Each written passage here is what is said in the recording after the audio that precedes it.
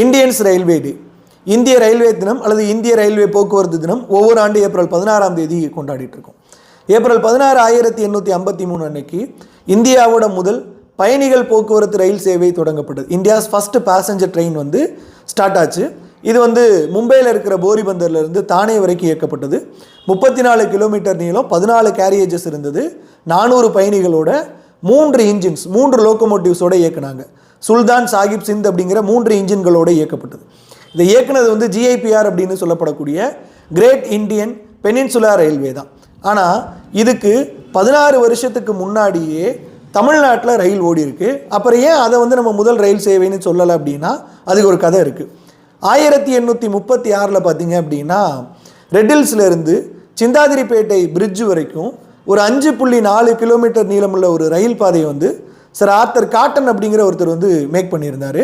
அதில் 1837 பார்த்தீங்க அப்படின்னா ரயில் சேவை அப்படிங்கிறது தொடங்கப்பட்டது. ஆனால் இது வந்து ஒரு எக்ஸ்பெரிமெண்டல் லைன் தான்.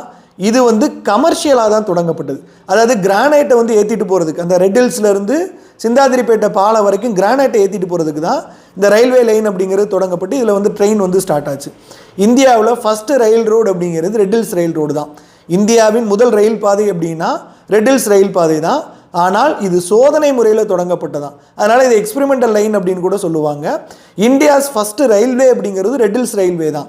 ஏன்னா 1836 இந்த ரயில் ரோடு போடப்பட்டதுக்கப்புறம் 1837 ரெட்டில்ஸ்லேருந்து சிந்தாதிரிப்பேட்டை பாலம் வரைக்கும் ட்ரெயின் ஆப்ரேட் ஆச்சு. பட் இது வந்து எக்ஸ்பெரிமெண்டலாக தான் ஆப்ரேட் ஆச்சு, கமர்ஷியலாக தான் ஆப்ரேட் ஆச்சு. அதனால தான் இதை வந்து சொல்ல மாட்டேங்கிறோம். நன்றி.